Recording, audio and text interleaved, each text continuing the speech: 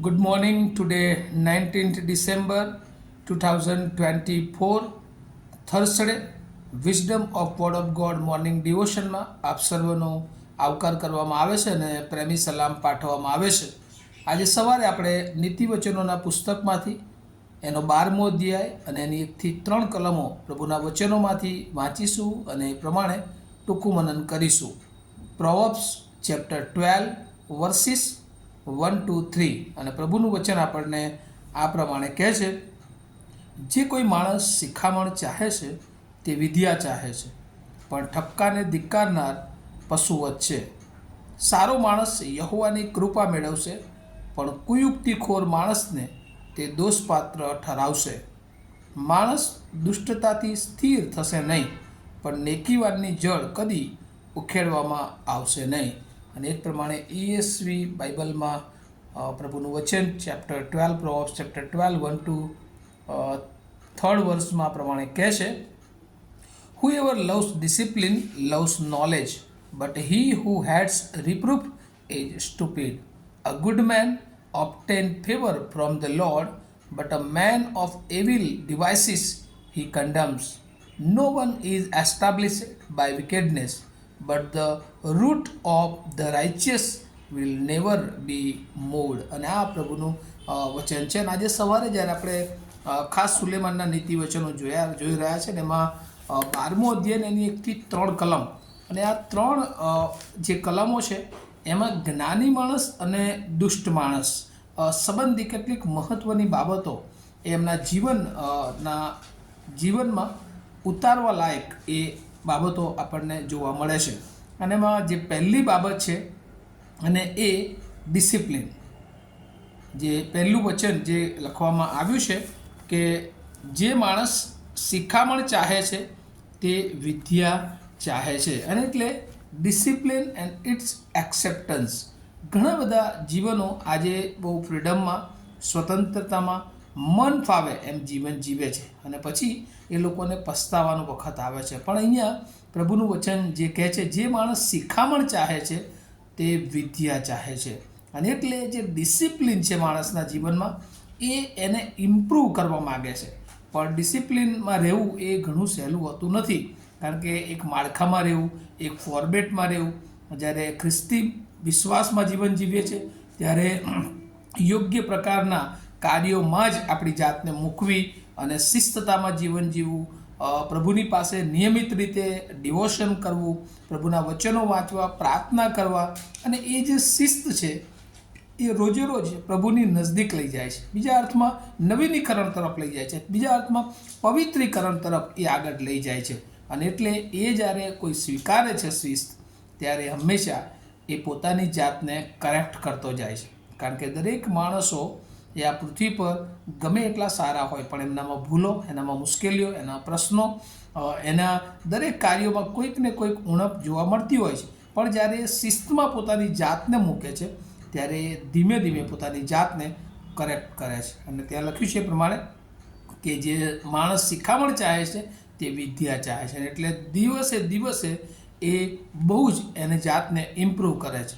પણ બીજી તરફ બીજા ભાગમાં એવું પણ લખવામાં આવ્યું છે કે જે આ બાબતોને ઠપકાને ધિક્કારે છે અને તેઓ પોતાની જાતને જાણે કે અભિમાની, અમારી પાસે કશુંક છે, અને એટલા માટે એઓ પોતાની જીવનમાં એ શિખામણને, ડિસિપ્લિનને એ સ્વીકારતા નથી. અને તેઓ એ હંમેશા એ પોતાના જીવનને એ ઈશ્વરથી દૂર તરફ લઈ જાય છે.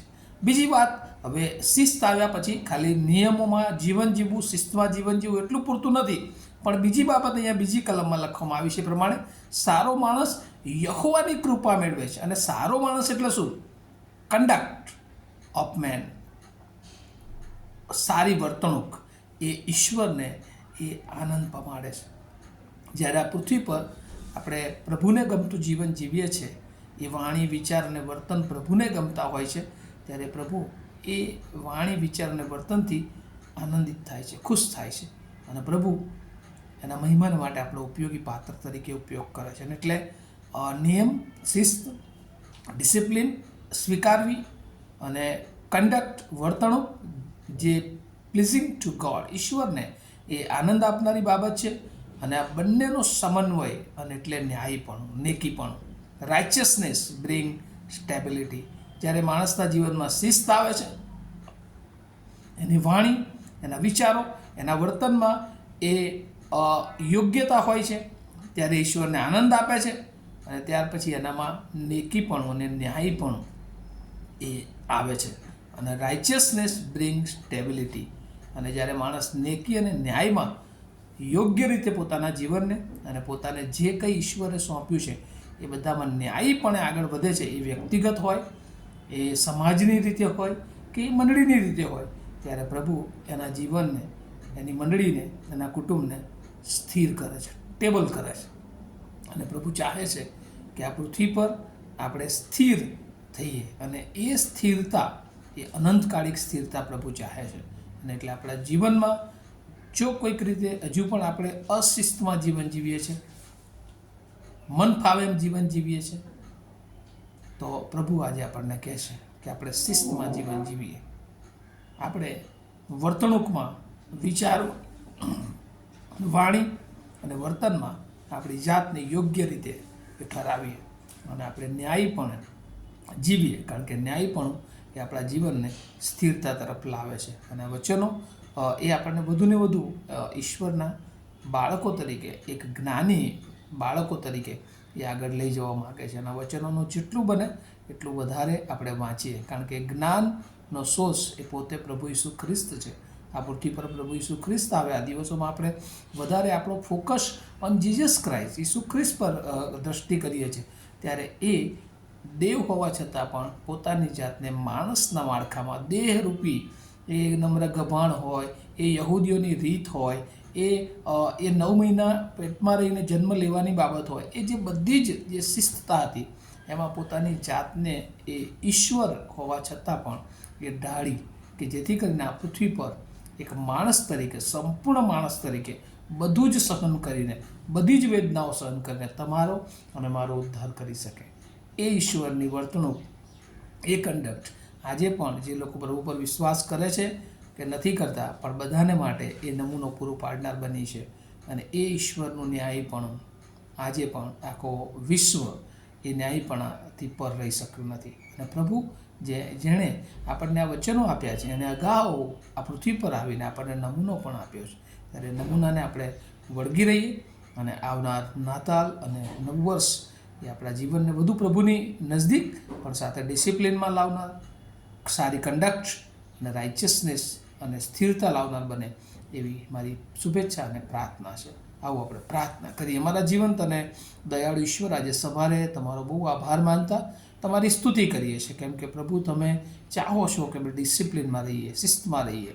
કેમ કે પ્રભુ અમે તમારામાં જ્યારે ડિસિપ્લિનમાં રહીએ છીએ ત્યારે અમે ઇમ્પ્રૂવ થઈએ છીએ.